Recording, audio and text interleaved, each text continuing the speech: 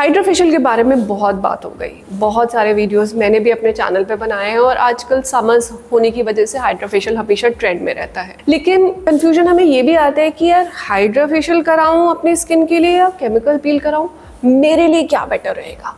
तो आज इस सॉल्यूशन की तरफ वर्क करते हैं, hydrofacial versus chemical peel, which is better for your skin.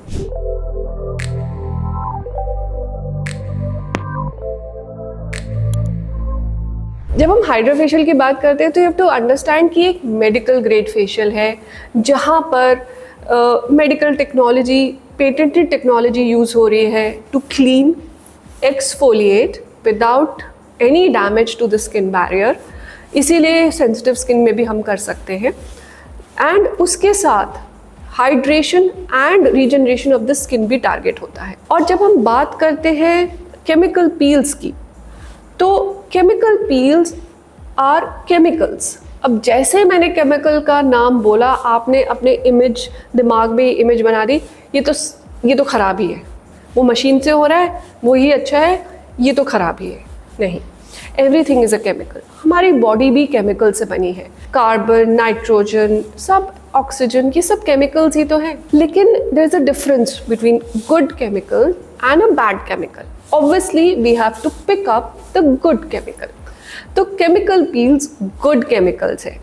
Good chemicals कहाँ से derive हुए हैं? Plant based source से derive होते हैं mainly, और आपकी skin पे एक effect के लिए use किए जाते हैं। Chemical peels substances होते हैं जो आपकी skin पे लगाया जाए and exfoliation cause करे, साथ के साथ deeper layer में जो desired result हमें चाहिए वो ट्रिगर करे। अब वो डिपेंड करता है आपकी स्किन पे कि आप पिगमेंटेशन टारगेट कर रहे हो, एजिंग टारगेट कर रहे हो, एंटीऑक्सीडेशन टारगेट कर रहे हो, रीजनरेशन टारगेट कर रहे हो, फाइन लाइन रिंकल्स टारगेट कर रहे हो। वो डिपेंड करता है और वो डिसाइड करता है कि आप कौन सी वाली केमिकल पील यूज़ करोगे, किस डेप्थ पे यूज़ करोगे। तो इससे ही आपका डिसीजन होता है कि क्या केमिकल पील यूज़ की जाए। अब दोनों को कंपेयर करते हैं, डिफरेंस क्या है। सबसे पहले डेप्थ ऑफ एक्सफोलिएशन। अब डेप्थ ऑफ एक्सफोलिएशन की जब हम बात करते हैं, hydrofacial is a superficial level of exfoliation, जबकि केमिकल पील्स में हम डिफरेंट डेप्थ्स अचीव कर सकते हैं डिपेंडिंग कि हमें क्या फाइनल आउटकम चाहिए, फाइनल रिजल्ट क्या चाहिए। अब कंसर्न अगर हम देखें तो हाइड्रोफेशियल में क्या है, एक्सफोलिएशन चाहिए, स्किन रीजनरेशन चाहिए, हाइड्रेशन चाहिए, एक ग्लो चाहिए। लेकिन केमिकल पील में मल्टीपल चीज़ें हो सकती हैं। आप एंटी एजिंग कर सकते हो, आप रीजनरेशन कर सकते हो, आप फ्रेकल्स रिमूव कर सकते हो, आप पिगमेंटेशन रिमूव कर सकते हो, मेलास्मा के लिए यूज़ हो सकती है, एंटीऑक्सीडेंट लेवल के लिए यूज़ हो सकती है, रीजनरेशन के लिए यूज़ हो सकती है, फाइन लाइन रिंकल्स के लिए यूज़ हो सकते हैं। All this can be taken care of depending कि आप कौन सी पील सिलेक्ट कर रहे हो। तो कंसर्न क्या है उस पर मैटर करता है। अब सेंसिटिविटी, अगर मान लीजिए आपकी सेंसिटिव स्किन है तो हमें क्या करना चाहिए।